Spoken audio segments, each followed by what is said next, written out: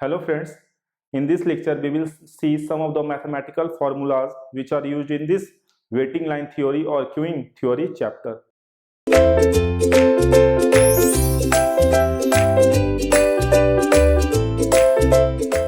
So what I am going to do is that I am going to give you some set of formulas. Okay, in this lecture I am going to provide you some set of formulas which are very much important from the examination point of view. Directly 1 marks question or a 2 marks question can be asked from these type of formulas. Okay, so it is a predefined formula. You do not need to see the derivations of this formula. You just need to remember the formulas. Okay, so frequently each and every year 1 marks questions is directly asked from the formula, so you have to remember those formula. Okay, and in the upcoming lecture also I will give you another set of formulas, okay, which are less important. Okay, but you have to remember those also, but we will make two sets of formula. One set of formula I will tell you in this lecture and another set of formulas I will tell you in the upcoming lectures. Okay, so we will discuss some of the important formulas. Okay,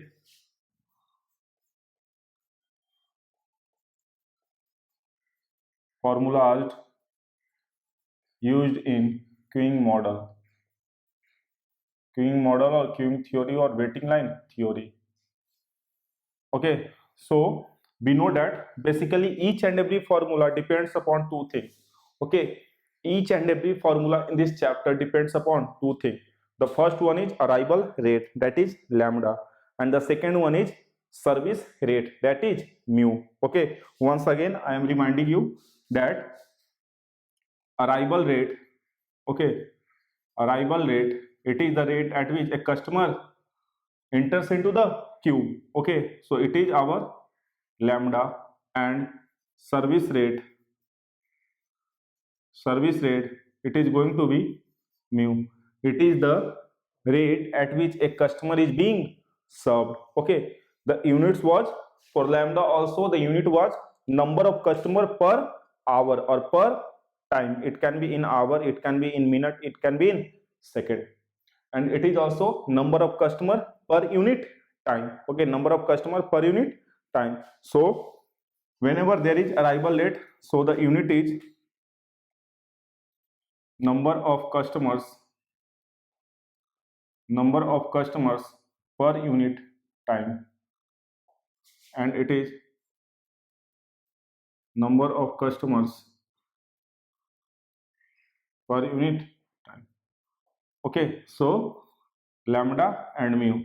Okay, in each and every formula lambda and mu is going to appear. Okay, lambda and mu is going to appear in each of the formulas. So the first term is rho. Okay, it is the notation, that is rho. So here rho means service utilization.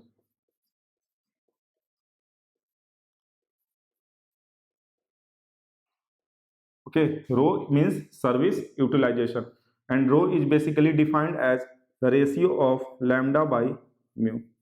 Okay, the rho is defined as the ratio of lambda by mu, and you know that lambda is less than mu. Okay, lambda is less than mu, so these terms is also going to be less than 1. Okay, so the first term is service utilization. Okay, the first term is service utilization. What does it mean? Suppose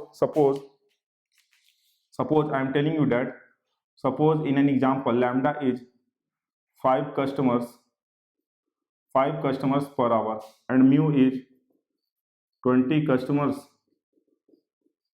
per hour. Okay, suppose lambda is given 5 customer per hour and mu is 20 customer per hour. So someone is asking that what is the service utilization factor. So you will find lambda, rho equals to lambda by mu. It is going to be 5 by 20. Okay, it is going to be 5 by 20. So the value is equals to 0.25. Okay, 0.25. What does it mean? Okay, what does this 0.25 mean? It means that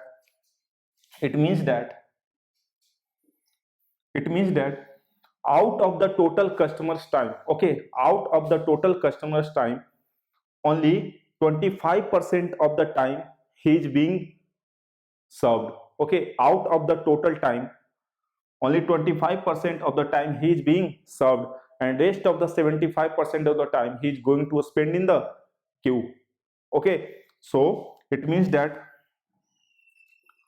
out of the total customers time, out of the total customers time, out of the total customer times, 25% of the 25% of the total time, that is total customer time, 25% of the total time he is served, while for 75% of the time, while 75% of the time he has to wait in the queue,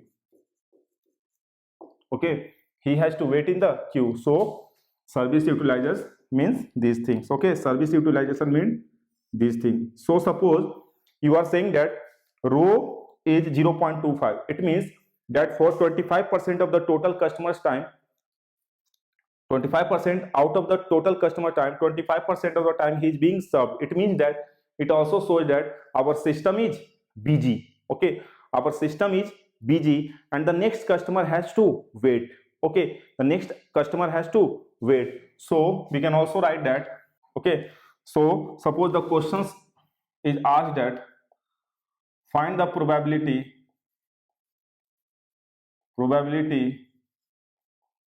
that the system is busy, okay.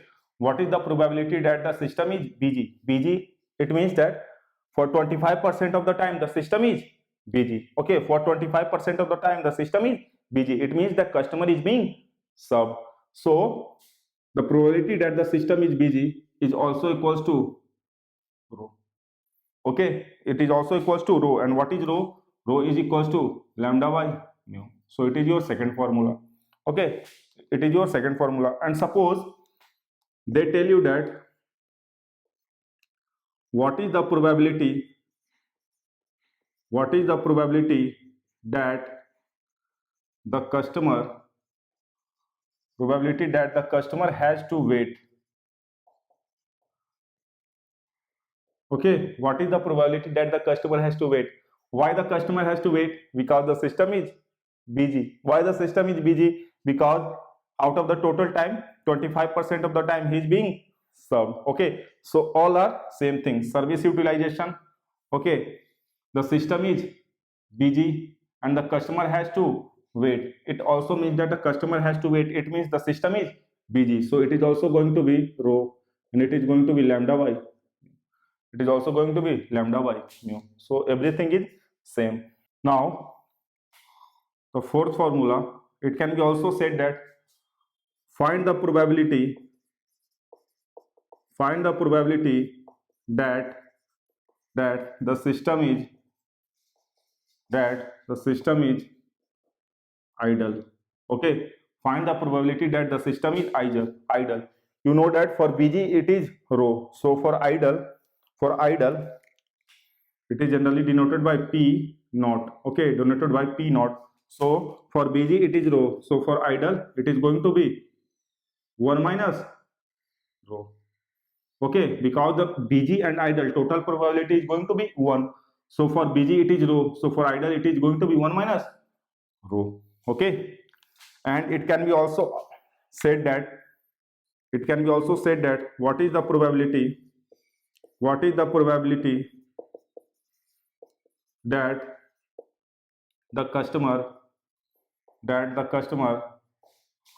does not have to wait or do not have to wait. What is the probability that the customer do not have to wait?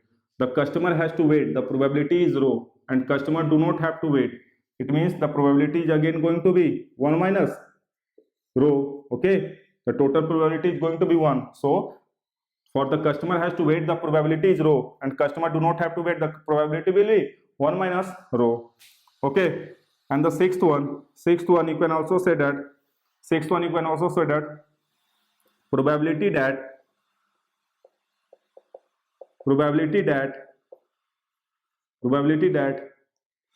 there is zero customer in the system. Okay, you can be also asked that what is the probability that there is zero customer in the system. Zero customer in the system, it means that the system is again idle. Okay, so it is also going to be 1 minus rho.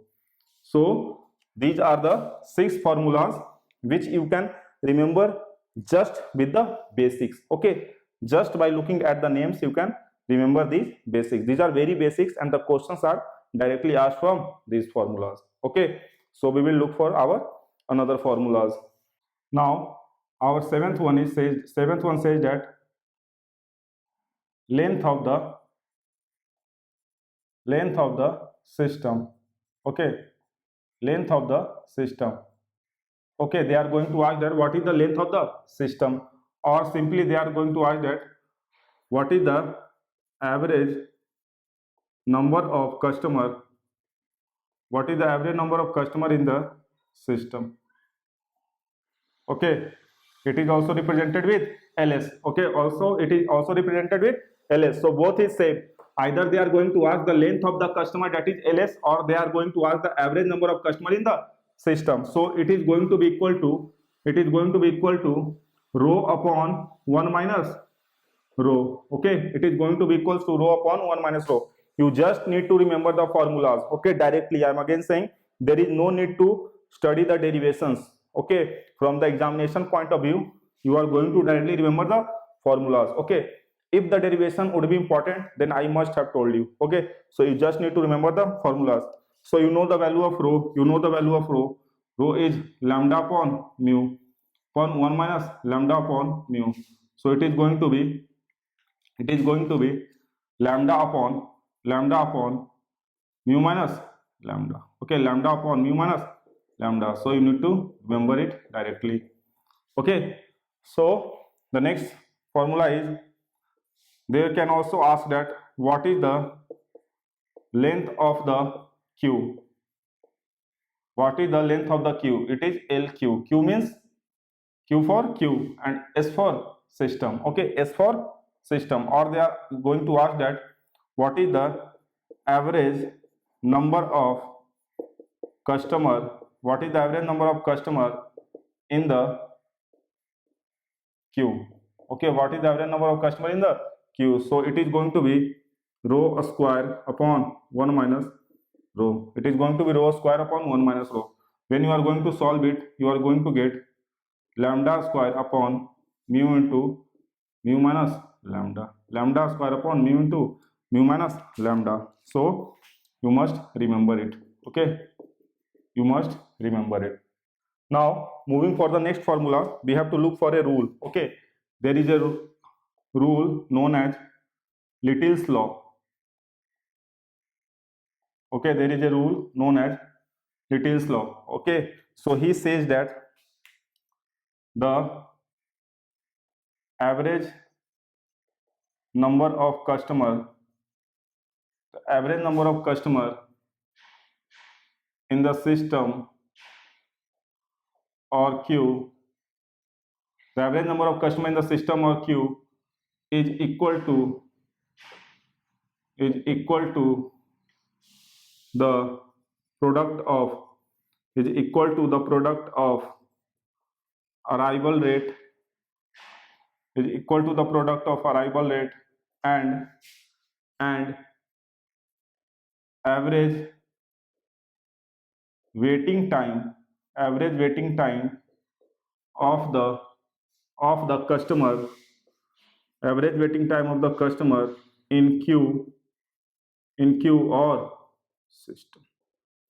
Okay, so this law is known as Little's law. So what he actually said that if you are going to find out the average number of customer in the system, or simply we can say it is the length of the system. Okay, so he says that the average number of customer in the system, it is going to be equal to the product of arrival rate. Arrival rate is lambda. It is going to be the product of arrival rate and average waiting time of the customer in the queue or system. Since you are going to find the length of the system, so you have to multiply the average waiting time of the customer in the system. Okay, where ws, lambda is the arrival rate, and ws is the average waiting time in system.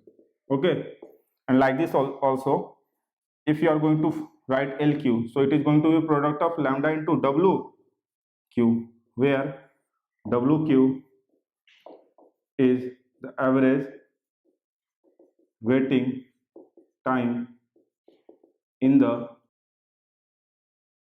Okay, so in the examination, if they are asking that find the average waiting time in the system or queue, okay, if they are going to ask that find the average waiting time in the system or queue, so you do not need to solve it, okay, in the terms of lambda or mu. Just remember the Little's law, that ls equals to lambda into ws and lq equals to lambda into wq.